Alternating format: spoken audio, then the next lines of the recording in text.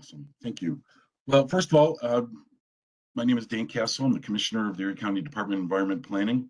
On behalf of DEP, I'd like to welcome everyone here for this informational WebEx tonight on a very interesting and really important program that the county executive rolled out at his State of the County address.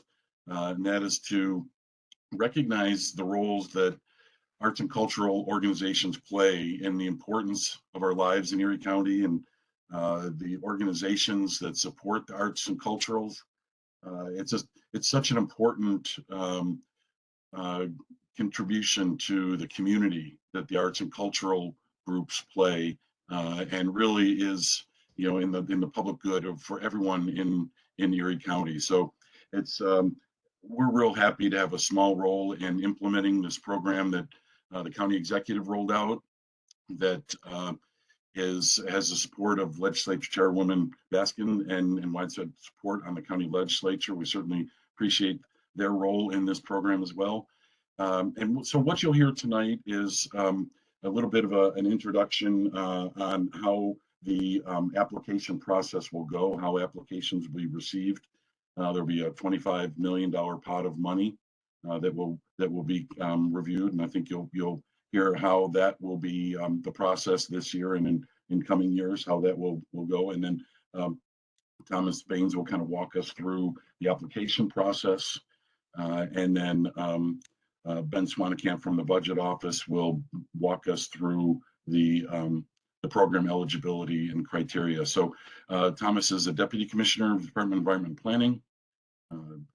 Ben Swanekamp is deputy budget director. Also on the phone from DEP is Tawana Batchelor from our small business and assistance, Maria Ortiz, who you are probably all familiar with, probably a household name in many of your organizations on the operations side of funding that the county provides, and some of our other staff as well that will help. So with that, Thomas, I will turn it over to you to take us to the next step.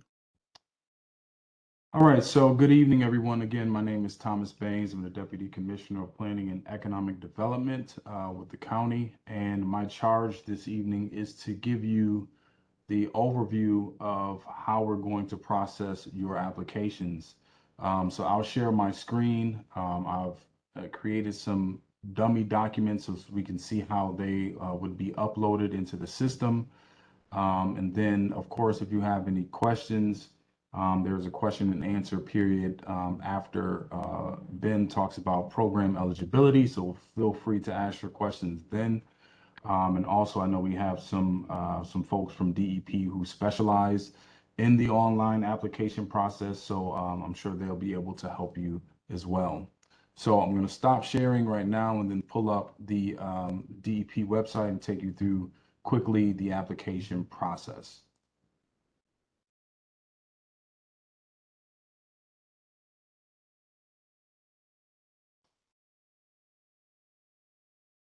All right, so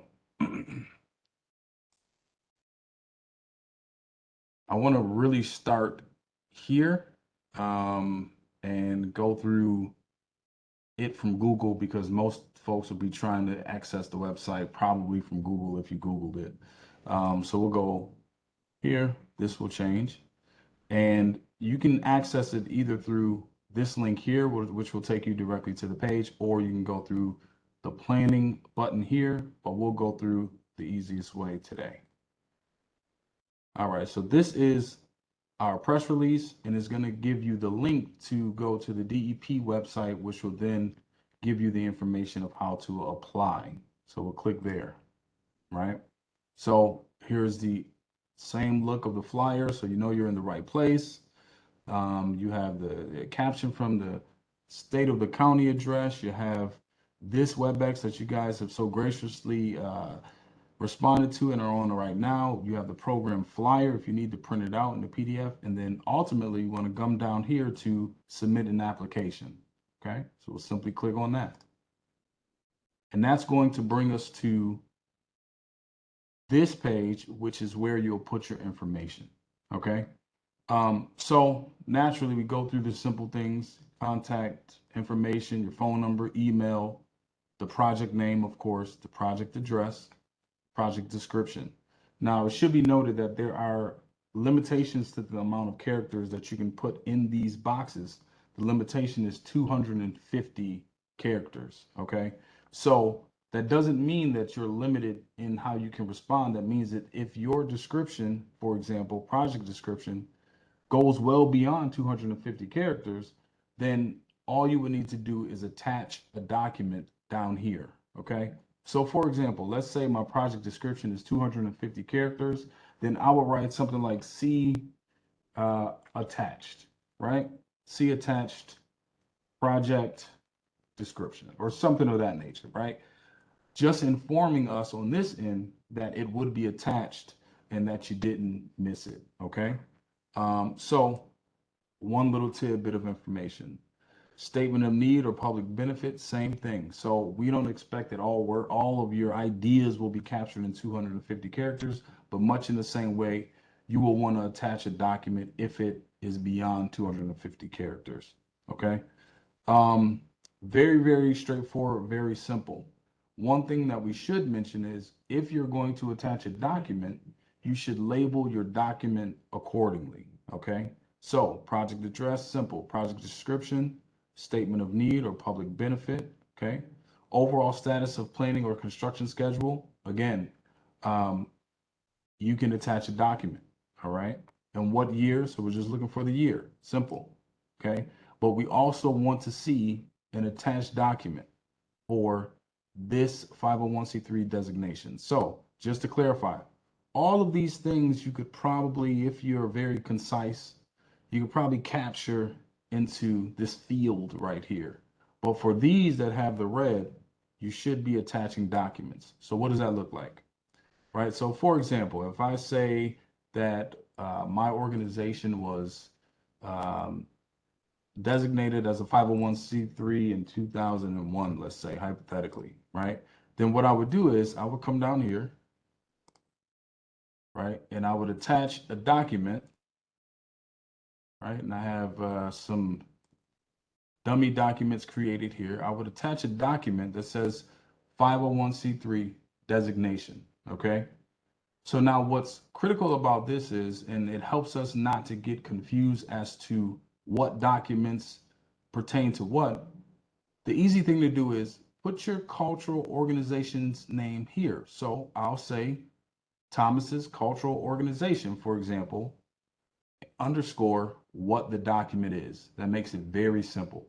And as you can see in this window here, all of it is generally the same, except it just determines what document I'm uploading. Okay. So again, it makes it very much easier to find your documents when we're compiling all of this information. Cultural organization's name, your cultural organization's name, underscore what document it is. Okay. So just to carry it through, let's just try to upload that document and see what happens. Okay. Even better, once we attach the document, it will show up in the attached documents. And for your own checklist, you can see that you uploaded the appropriate document. Okay, so when you're viewing your whole list, you can say, okay, I got my 501c3. I want to attach my lease. And of course, you want to say see attached, right? You don't want to leave it blank. You want to see attached. Okay, so let's try this. Documentation.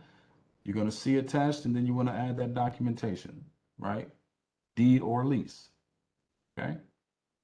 So what I would suggest is as you go through the application, your attached documents should flow the same as the application flows. So as you're going through, let's say the 501c3 designation, upload it. As you're going through your lease or your easement or a deed to your property, upload it. So it makes it easier on us and easier on yourselves as you're double checking the documentation that you've uploaded. So let's just finish out. So we got our seeker hasn't been completed. Let's just say yes, right? Even if it's a negative declaration, you still want to say yes, that it was completed. So we want to attach that, the verification, right? I got my seeker, fake seeker document here. All right. Now we move on. Does the project involve construction of a new building or facility? Blah, blah, blah. Again, if your response is longer than 250 characters, change it into a Word document. If you can, change it into a PDF, name it properly, and you can upload it at the bottom. All right. And that really is the gist of this application process. If we move to the next page, the financial overview, generally speaking, you should have this information as it pertains to your project. Okay, your project should be at a place where the county's funds are really just getting you to that last mile, that last little bit, so that we can get shovels in the ground or get work done as quickly as possible within 2023. All right, so simple stuff, total project cost, we should know that. State funding commitment, if New York State is funding your project, then let us know what that commitment is, okay? Same thing with federal funding. If you're getting federal funds from the U.S. government, plop that in there as well, all right? Other funding commitment, other sources, you may be getting other funding commitments from, maybe M&T Bank or something like that. You want to plop that in there. You want to add it all up and divvy out what you anticipate the county share will be. What is the ask of the county? And then do the same thing for year two. Same information, but you want to break it up into 2 years. Total project cost is how much your total project cost will be. Total amount requested, which is the total amount you request from the county. And then the non-county funds secured, which is the summation of all of the other outside funding sources that you anticipate. Then you would want to click and submit after you have all of your information in. You want to click, and then this will come up and it will allow you to submit at the bottom. As always, if you have any questions or concerns, you would want to contact this number here. Timothy German is the application specialist. He's much more, but for these purposes, he's the application specialist. He could help you out. Again, you want to change those documents into PDF files, single PDF files, right? They have to be no more than 250 characters in your responses. And you'd want to submit no later than July 11th, okay? And that date is quickly approaching.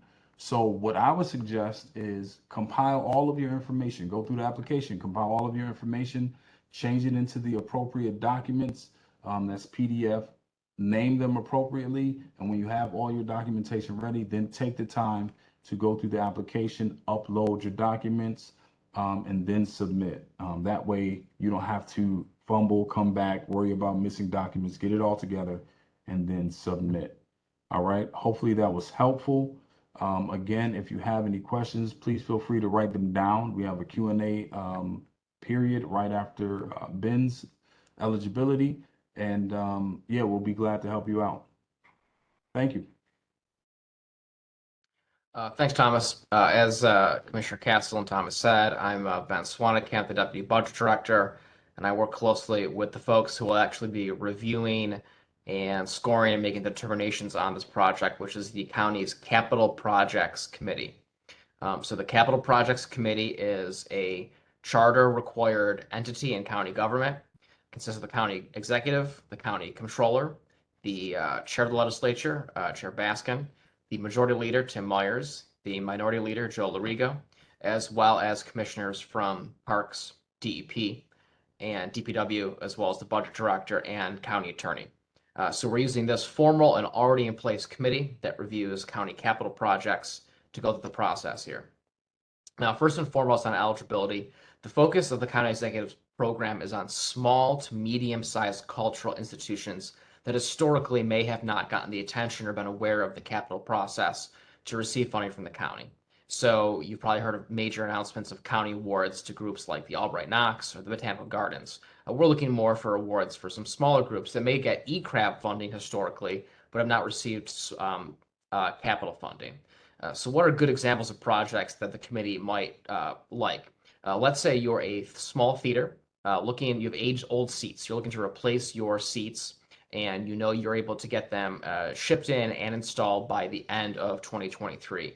That's a great project that I think the committee would look favorably on. Other areas that would be, I think, do well with the committee are items where you already have some existing funding and the county can help plug the last hole to really stretch our dollars. So you've maybe received a grant from a private institution or the state, but you need a little money to get over the hump there. That's a great place for where this county cultural funding can step in. Also, everyone should be aware that when we're using taxpayer money here, there are a lot of strings attached to it. Tom started talking about the 501c3 status of your entity. The county also, depending on the dollar value of your project, could have other requirements, including things like an apprenticeship local law requiring some more expensive labor in some cases, local hiring practices, MWBE requirements, and more. And so that's just the nature of taxpayer funding. There's some strings with that and some important paperwork and details that are followed up with the team from DEP. That's the crux of the process here. So what we're looking at with the schedule is after we get those applications in, we'll be compiling a master list for the committee to review. That committee is going to have a special meeting on July 28th to do at least an initial review of the applications from you folks. That's our timing here. Unlike, as some of you maybe are familiar with certain capital projects from the county, many of them historically are bonded. This will not be a bonded item. This will be a cash, we call it a pay-go project, because the money was allocated using 2021 surplus funds. So it's available right now. And that's also speaks to the expediency element that maybe we talked about a little bit, where we can get the money out the door a little bit faster once contracts and appropriate approvals are in place. And so again, that's why we're looking at that 2023 deadline to sort of get stuff going now. So that's the crux of it, and I guess we'll just kick it off right into Q&A. Sure, we have some questions in the chat already, Ben, that I'll read. Will you provide examples of the documents like the construction schedule? I think we can probably get an example for you if that will be helpful. That's from Stephen Harvey. Yeah, we could pull out some examples for you. I think that wouldn't be a problem. I think it's important to note that we'll take the schedules you have. I mean, the point is to understand where in the process you are. So if projects are fairly long, advanced in the process and you're towards the end, you'll have a schedule from your engineer or whoever's helping you with those capital projects. So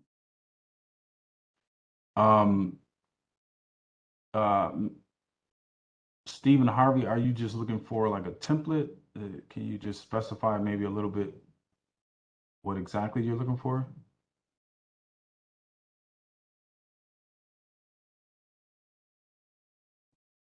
Or you can just email me separately or send me a message separately. But like Dan said, I would say, not looking for anything super formal, but just a schedule that your consultants would have would be sufficient. And if you need something further, you can contact us. Another question is, are you able to work an application and then go back to it later? The answer to that is no. And that is why it's super important to gather all of your documents and upload them and finish the application at once, because more than likely the application and system will time out. So please gather your documents and complete the application all at one time. Another question is, if you already did work on your project and paid for it, is that a part of the total project cost? Would you count those in the itemized list in the budget for funds received?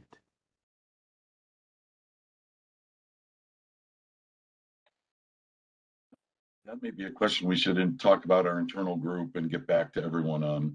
Okay. We haven't really talked about that. That's a really good question. But I don't know, Ben, what you think? We should probably huddle internally to get the right answer to everyone. Yeah, but I tend to think, again, your own internal commitments of funding would be viewed favorably by the committee that you've already put some skin in the game. Yeah. Agreed. Yeah. Okay. Would you count in-kind services as funding? If the in-kind services are of a capital improvement nature, that's possible. But that could be questionable as to whether those skills are in-house with your group. Does that make sense? Okay. Says we have yet to complete a seeker, but plan to do so. I understand a seeker must be completed prior to the execution of a funding contract, correct? May we still apply for the grant in the meantime, and could we still in theory get a confirmation of an award before the seeker is completed? I think that would probably be no, because the confirmation would be us confirming funds, which can't happen before the seeker is completed. I think that would be a no. Would you agree, Ben?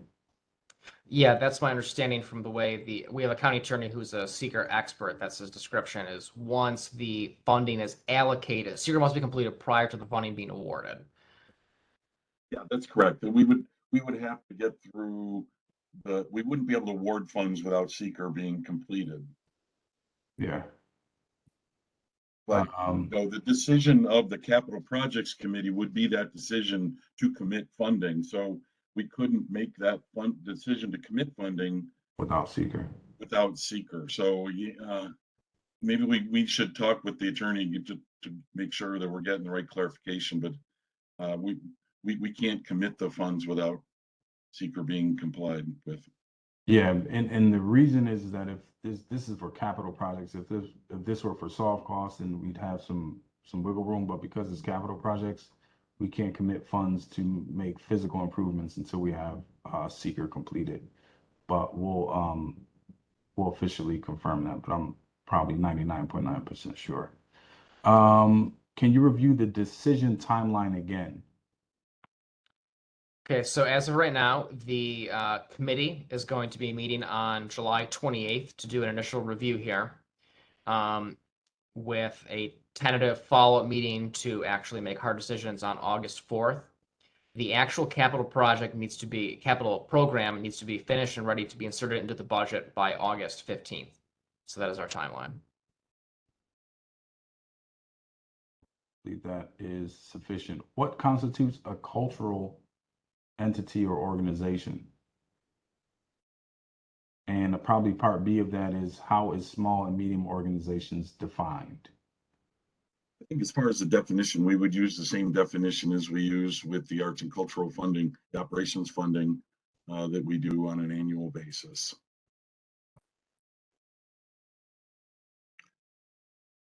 I'm sorry, the other question was the size of the small to right. You know. How do we define what's a small and what's a medium organization? So we're talking fewer of the real big blue chip ones, the zoo, the Albright Knox. Many of you may recall under previous county executive Chris Collins, they were only awarding cultural funding to the top 10 cultural institutions. So entities outside of that group. Okay. Next question is, we own our building and have a tenant who is also a small cultural org. Can we both apply for projects specific to our unique spaces? I would think so, however, so if the tenant application, as you'll see right in the form itself, it requires you to verify that you have permission and access to modify the space that you're applying for. So you have to make sure that's sorted out between the two of you. That's an item on the application itself. Great. Next question is, this funding stream is new to our organization. Please define a capital project and provide more examples of capital projects that can be funded with this grant. So a capital project is an improvement that's improving a physical good, a durable space that is going to have a actual lifespan beyond a short time period. So for the county, capital projects typically include really two things: buildings, new buildings, building improvements, renovations, things of that nature, major improvements to buildings, road and bridge work, things of that nature, as well as major equipment purchases, items that are going to have a long lifespan. For us, it's a new plow, a new dump truck, things of that nature, big fleet improvements of that nature. So we're talking significant physical improvements or items of that nature. Okay. Next question is, will the county consider a grant that has no other current solid funding sources? Yeah, I mean, the committee will certainly look at those, but I think, again, with the goal of this being help push things over the edge and to maximize the $25 million we've allocated, we are hoping folks are able to cobble this together with additional funding, but it by no means precludes you from applying and being considered. Do you need a seeker to apply or later for the contract signing? I think we addressed that one. Can projects start in 2023 and finish in 2024? Yeah, we understand it's okay, but we absolutely has to be getting significantly underway in 23. Okay. Your examples are small projects. Can you support some portion of a multi-million-dollar new build? It's possible. Again, a lot of this is going to the committee itself, and they wanted to sort of get a huge breadth of opportunities. It's almost an RFP kind of process to a certain extent to see what's out there, and get unique ideas. So yeah, absolutely. I think the committee will take a look at some unique and more high dollar figure items as well. This next question, we are more than likely going to punt on because it's a very loaded question. Could you explain the state environmental quality review process? Seeker process is a pretty complicated process that I don't think this is the right forum for, but if you want to contact us afterwards, we'll put our emails in the chat and you can contact us. We can kind of give you some direction as to maybe who to contact to give you more insight into the seeker process. I'll also note, if you just check out the state DEC website, has a decent seeker page that's going to give you a good breakdown on some of the background on it. And then on that page, they'll have an old school, what they call a seeker cookbook, which is also good for you to review to get like a great overview of the process and not too far into the nitty gritty. All right, so next question, explain money to get over the hump, provide an example. So I guess what this person is referring to is, gap funding or the last monies to complete a project. Yeah, exactly. So in many cases, we're approached by entities that have maybe received an award from the state or a commitment of funding from a state legislator in the budget, but it's not quite enough to complete the program. We've heard from a lot of folks that because of inflation and costs of materials and labor, your projects are now out of reach after you receive funding maybe from a year or a year and a half ago. And so can the county help plug those holes and get you over the hump to finish that project? Would be a good example. Is this for programming needs as well? Like safely, the answer is no. This is for capital. No. For programming, you should work through the ECRAB process, which provides millions per year in programming funding. Would a roofing be an okay ask, or is it more attractive to ask for interior construction or projects that directly relate to implementing programs like theater seats, for example? No, a roof could be a great project if your facility needs a leaky new roof, and that's a key element you need there. It's absolutely a great item to apply for. Perfect. Would purchase of major equipment, I think, Ben, you covered this, like lighting or sound system, be an eligible component of a larger capital project? That's a capital improvement. Yes, it's a capital improvement. Yep. Is there a maximum or minimum amount that we can request? Nope, that's actually intentionally left open-ended again, because to give the committee a wide breadth of information on what folks are looking for to put together the program. I'm looking for clarification of eligibility. For example, would an Islamic school be considered a cultural entity? So it's in some cases, religious organizations will separately have a 501c3 arm that does various charitable goods. You would need some sort of 501c3 arm to apply. Next question, what if I have not had a seeker? It's again, it's just anytime a government is issuing funding like this, we have to follow that seeker law. That's a good question for someone to call Tim German on. That I have the point of contact for basic questions. We can help walk you through that. Okay. Can you use a fiscal sponsor?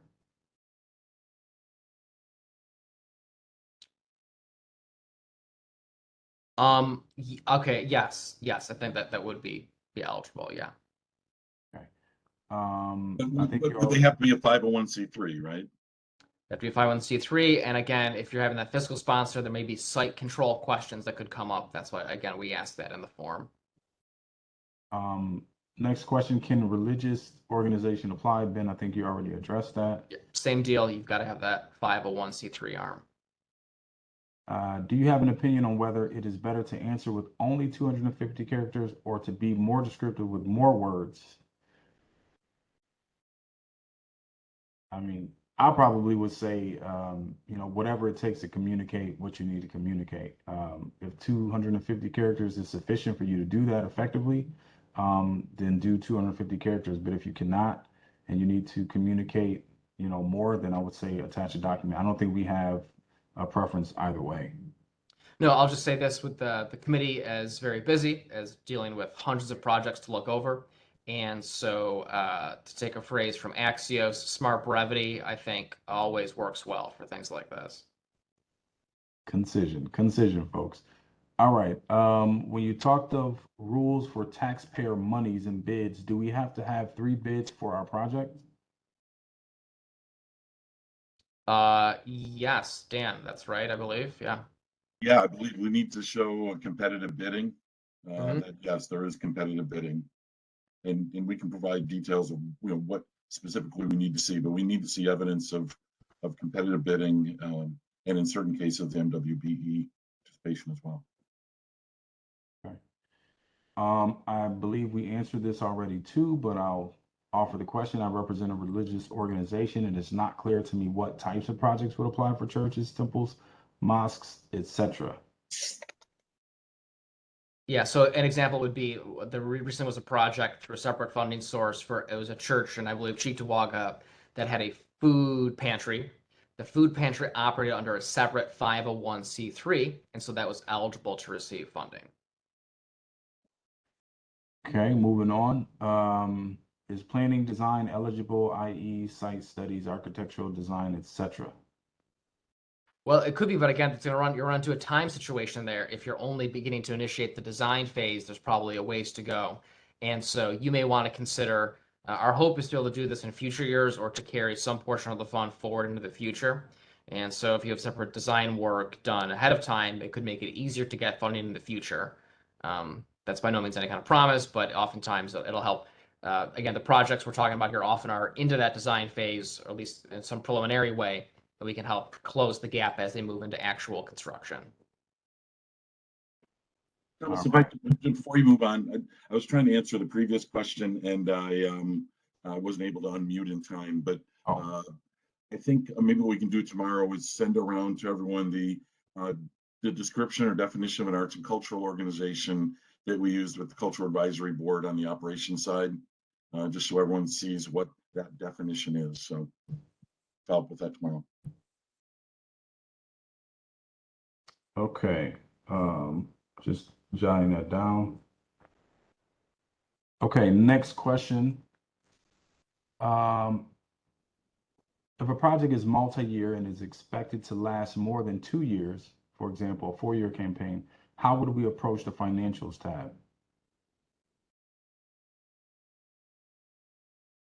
Oh, because we only have 2 on that page, Thomas, right? We only have 2 entries, right? Correct. Well, I think that was intentional, right? We wanted to see projects that Yeah. could be delivered more quickly than that. So I think that was an intentional decision to limit it to the 2 years, because that's the intent of the administration and the legislature to get these projects delivered. I mean, but I guess depending on what it is, you probably could, add the 2 subsequent years as an attachment would be an option. But like Dan said, the reality is we really want projects that can be completed within the 2-year period. Next question, does the project have to be broken into 2 years, or can we show only 1 year now? You can absolutely just show 1 year. Yeah. Okay. How long does it take to complete the seeker? Depends on the scope of the project. I mean, if you're replacing chairs or a roof, it's very simple. If you're building, renovating a structure that's on the historic register of places, it's going to be more difficult. So I would follow up with Tim German on that for a project specific response. Okay. Next question, are there projects that do not need a seeker or need seeker, like we are reconstructing a 30 by 40 barn? Is a seeker needed? the secret process will cover both projects that don't need a full seeker or environmental review. You may receive a negative declaration, which is, like you don't need anything or doesn't impact the environment at all. So either way, we need to have a response relative to how your project impacts the environment. That could be it doesn't impact your environment, a negative declaration, or you have to do a full environmental review. So again, questions about seeker can go to Tim German, and we will follow up with his email after the Q&A is done. Maybe just to clarify for everyone, the point of the seeker study is it's a requirement on public agencies like the county, if you are funding, approving, or undertaking an action that may result in significant environmental, social, or economic impacts. So it's a requirement on us. You may not have had to deal with it if you're not dealing with public funds, but when it comes to public funds, it's an onus on that entity to go through the process. So again, I would follow up and we can get a more specific response to the specific projects. All right, next question. Projects need to be completed by when? So again, they need to be getting heavily underway by 2023, and if you need to kick into 24, that's acceptable too. Is there a required match? Next question. No hard required match, no. But again, I think the committee is going to look favorably upon groups that do have other funding available. Next question is, when is the seeker due? This process seems to be fast moving. Yeah, it is. Again, that's our earlier discussion with the seeker process. Again, I know it sounds like it's a big scary thing. Like Dan said, for a lot of smaller projects, it's going to be a negative declaration and you're going to be done. It's going to be relatively simple. So for the big stuff, it can be complicated. But for a lot of the smaller projects, it's going to be that negative declaration. It's not going to be as hard as it might sound. But we do need to get that wrapped up before the awards occur. So really try and get it done before your application goes in. All right, next question. I'm sorry, I might have missed that. Does this mean the top 10 culturals in the region are excluded? No, it's not a hard and fast rule, but when you think of the groups that have been historically receiving money from the county for capital work in recent history, it's a lot of those big top 10 entities. All right. Next question. Is this the only capital project opportunity, or will there be another application cycle? We anticipate having the required documents, but not till end of 2022. So we will break ground in 2023, but can't apply now for county funding without the needed documentation. Yeah, so we do hope to do a similar process like this again next year. All things are incumbent upon economic conditions, which obviously are rapidly changing. We'll keep an eye on it, but the goal from the county executive is for this to be an ongoing multi-year thing. All right. Okay, this is a repeat from before. Will the county consider a grant that has no other current solid funding sources? Yes, but again, the committee would like probably look favorably if you'd have arranged other funding as well. All right. Are there hard budget numbers that define what a small organization is? And is the funding tied to yearly budget? For example, can a large project amount be awarded to an organization that has a $50,000 budget? Okay, so a smaller organization, but a very large. No, we did not set a maximum award amount based on your annual budget. There's no such limit. But again, some of the questions you'll see in the form are looking at whether the committee will feel it's safe that your organization can't execute on the scale of the request you're making. And what your experience and age is. Are you a well-established 501c3 that's been in operation for a long time? Has a history with ECRAB, or is it a brand new one? These are things that we'll be taking a look at. Right. So for those of you who ask questions, we're gonna repeat. We're gonna skip the repeated questions. So for the sake of time, considering that we only have 15 more minutes left.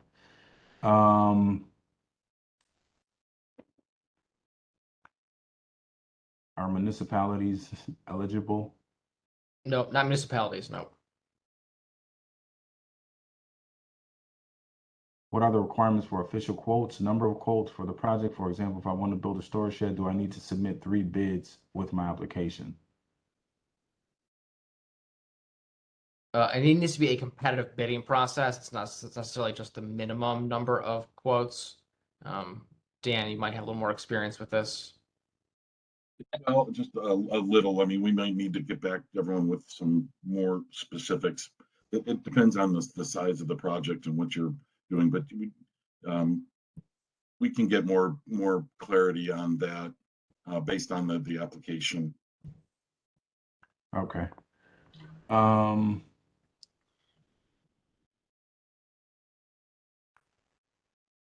So will there be an opportunity to apply for similar funding next year? Yeah, again, we hope so, but it'll be incumbent upon economic conditions. All right.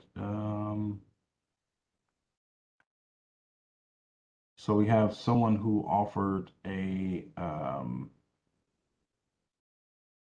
definition of what a cultural organization is. I won't read that at this time, but we'll definitely send it through tomorrow, just to make sure it's the correct one.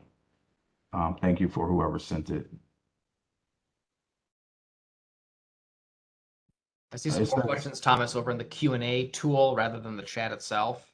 Gosh. Would this be prevailing wage? Yes, the county has prevailing wage requirements. Let's see here.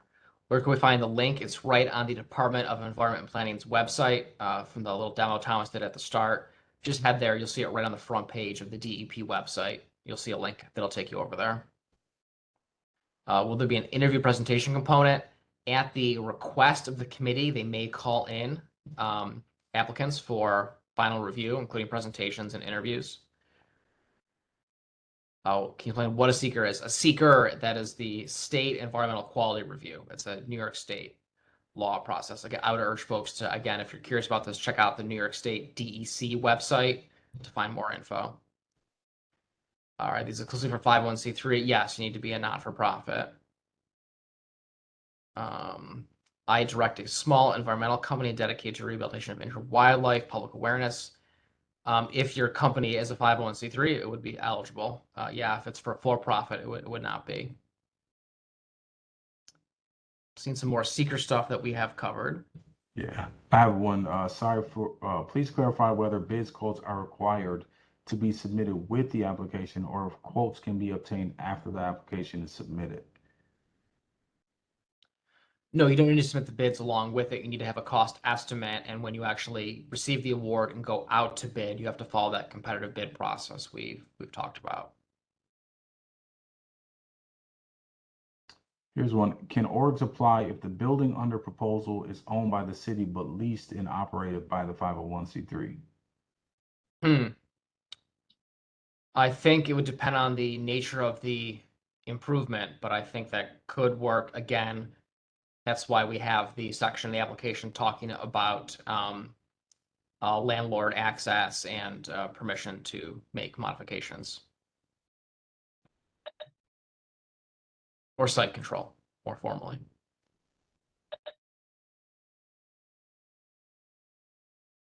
Marielle responded that she's also available to take questions about seeker. Thank you, Marielle. Welcome back.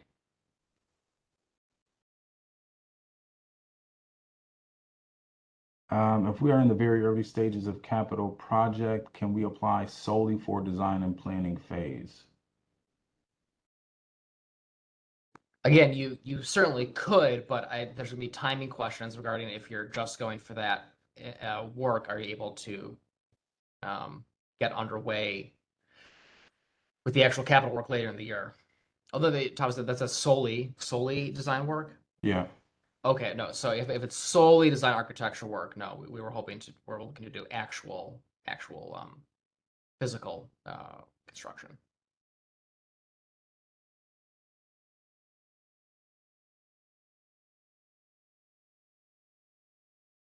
In the last 10 minutes, feel free to ask more questions. Let's see.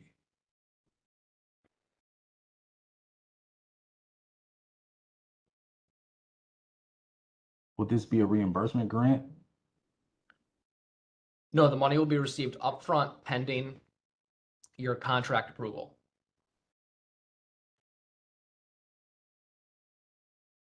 Okay. Someone asked, our organization has already gone through the process of putting out an RFP and getting bids for an exhibit. We selected the fabricator, but had to halt the project due to lack of funding. It sounds like this project would qualify, but it's already in progress. No, that's exactly the kind of project we're actually hoping to have put in for this, where the county can step in and help plug get over the hump. So that'd be a great project to put in.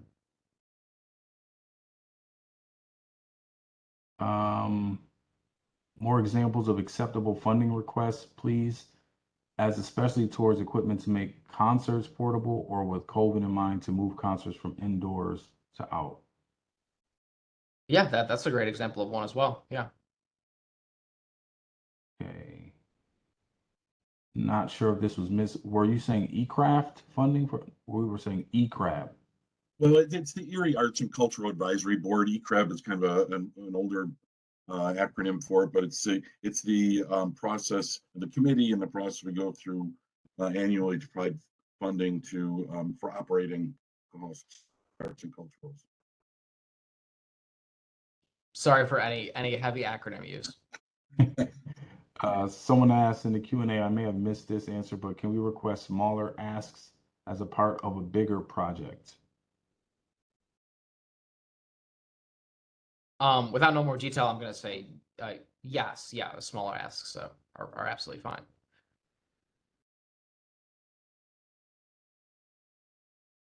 Someone asked, the DEC website has the cookbook and process, but I only see an Albany phone number and email. Is there someone local? Yes.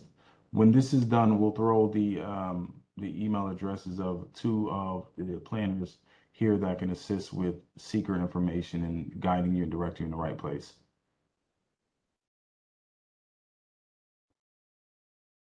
It sounds like we have a lot of questions on seeker, so I imagine we'll have to provide some follow-up direction on that.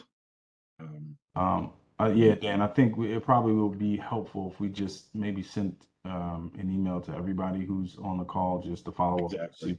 Yep. And the contact info. So we'll do that tomorrow. So we'll compile and we'll have some information on secret tomorrow, as well as other things that we discussed here.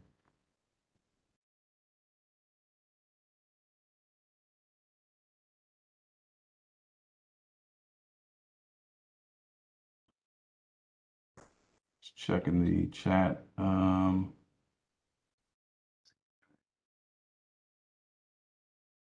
checking the Q&A box too here. Okay.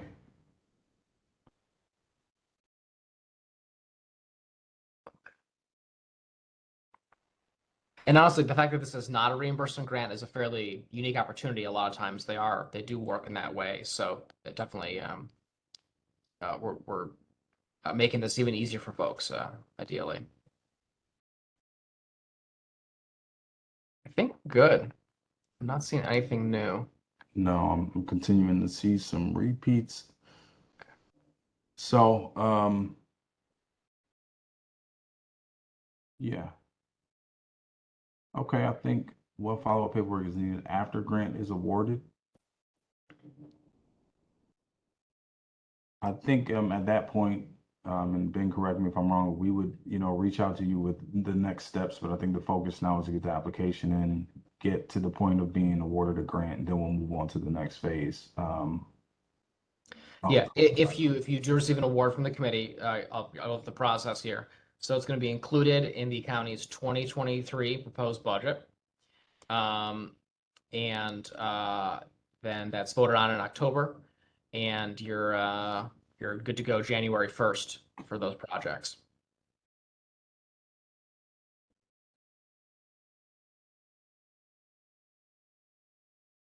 Right, I think we've slowed down in the chat.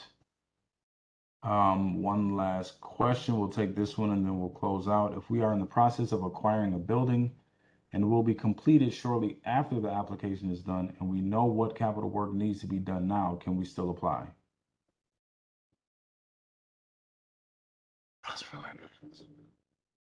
Okay, That's going to be a site control question, really. Yeah, that's Yeah. exactly. If you don't know the building, you probably won't get the approval of the building owner to, I don't know, you have to control the space somehow. Yeah, if there's some proof that the site will be controlled by the time of the award, I definitely submit that. But we need to verify that you'll have site control. Yes, we will. We are recording the presentation and we will have it up on our website, the DEP website, the same place where you were able to fill out the application, most likely. Will we be holding other information sessions? I mean, I don't think we're opposed to it. If if we need to, we definitely will. I don't think we'll be holding another one for the application process, but most likely in the future we could hold another one. Yeah, it's likely. I think we'll probably hold a session for awardees to go through the contract process. And actually, if I can correct myself, I'm sorry. It's been a long day of brain fire.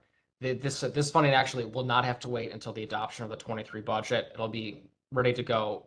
It's already ready to go mid-year because it was awarded from 2021 surplus funds. I apologize. That's our regular capital project process. This is actually available even sooner than that.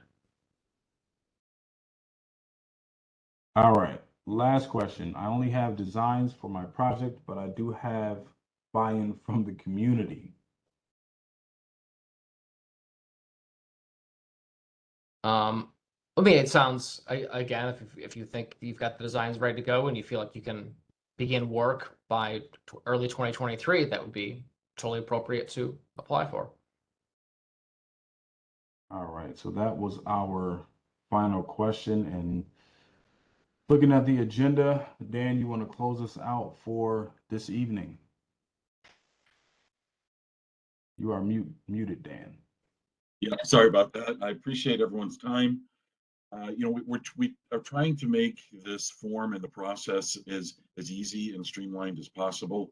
But the bottom line is, it is not easy to give out public funds to public entities. So there is a process. There are requirements along the way. It's not always as easy as you think. We've had other questions on seeker. That is one of those things that has to be dealt with committing public funds. So appreciate everyone's interest in the program and going through the process. We are trying to make it as streamlined and easy as possible to apply and get into the process. So as there is more information, I think we'll be getting it out to everyone that registered and is participating on this call. And again, thank you so much on behalf of the county executive, Mark Polenkars, and the entire county team. Thank you for your commitment to providing arts and culturals throughout our community. It is recognized, it's important, and we look forward to working with all of you to advance some really meaningful projects for Erie County residents. So with that, I think I will end it and say thank you again.